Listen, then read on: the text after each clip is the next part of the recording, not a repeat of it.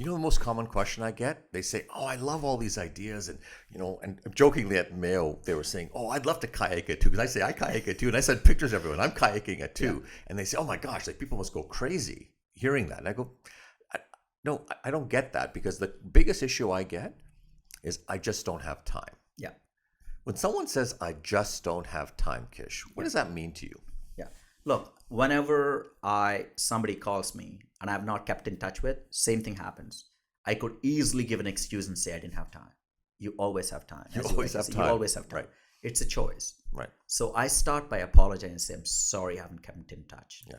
I have not made it a priority enough to do that. Yeah. I will do so from now. Yeah. So in life, it's all choices.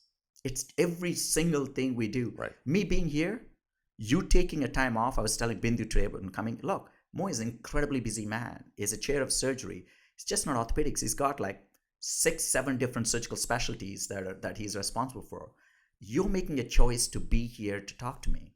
It's an incredible privilege for me. Same way, I am making a choice to be here. Look at the Right? coordination, right? We were on texting for pretty well for the last Exactly. 3 hours. Like, how are we going to find each other and make it happen? Right. But the truth is, when you prioritize it, you find the Absolutely. time. That's Absolutely. it. It doesn't matter whether it's for Right. playing golf, whether it's Yeah. actually writing a paper, Yes. whether it's having a coffee with a medical student who wants Yeah. to talk to you to decide if he wants to go into orthopedics. Yes. Or if it's your young niece or nephew that's asking, Uncle, can you take me to a candy store? Yeah, Every single absolutely. thing is a choice. Oh, absolutely. I have, anyways, I have been fully engaged in that idea that you can do anything ultimately, I mean, within reason. And I think the choices we make, and if you look at the series of choices people make, and they all, you and I are at a point where, we're at a point in our life where I get asked all the time, well, would you do it all again, right? Yeah. Would you, going back to Yeah. your youth, would you make the same decisions Yeah. all again? Let me ask you this: how do you answer that question? They say, Dr. Mopuri, you've done so many things, and here you are now. Yeah.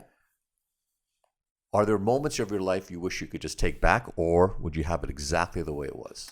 Yeah, I don't think I would have it. Look, we always look back and say, as I say, I wish I was more kind and generous to myself and to others. Yeah. Right? I can't undo it. Yeah. But one thing that I would say, though, is let life happen, live in the moment. Yeah. All that matters right now is now. It's what's between you and me, what we're talking about. That's all that matters right now, right? So be present in the moment, but ask yourself every few years to write to yourself where you are, where you're going, and reflect on what's happened. If the course is different, that's okay. I wanted to be a mechanical engineer. My dad forced me to be a doctor. Mm-hmm. I wanted to be a sports orthopedic surgeon looking after Indian cricket team. Yeah. Here I am taking care of children, Yeah. and that too children with cerebral palsy and hip problems. Right. So I'm in a very different path than where I was. Right. But if you ask me as an 18-year-old, if someone told me, you will be a head of orthopedics in a prestigious university department, you would lead a national organization, you'll have a beautiful family, a wife and 2 children that you love and they love you, I would take it any given day.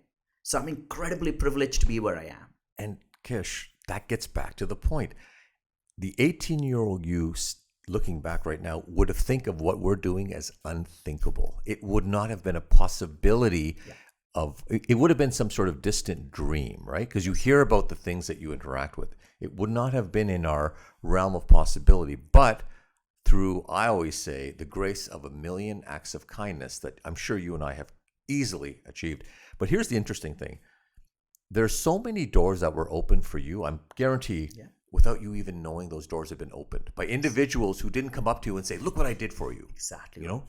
Exactly. There's a lot more people out there who I've learned when you look back at your life that just did it because it was the right thing to do and did not expect anything. No quid pro quo. Just, I'm just going to help you.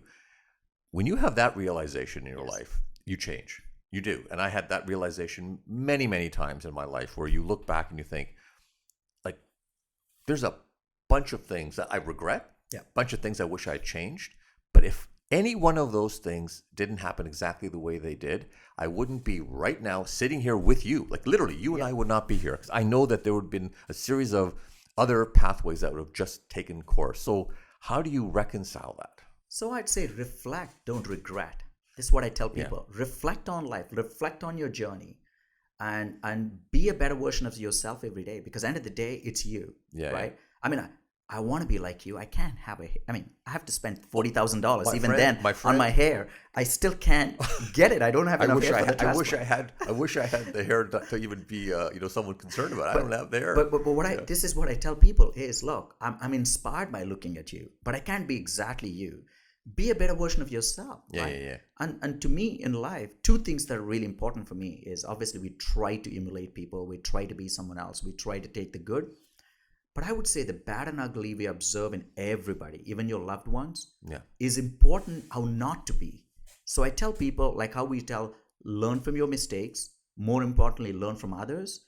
But look, we get exposed in our life to so many different positive and negative experiences. The negative experience should be how not to be. Take them into your account and go, look, I don't think I'd treat the resident the same way I got treated.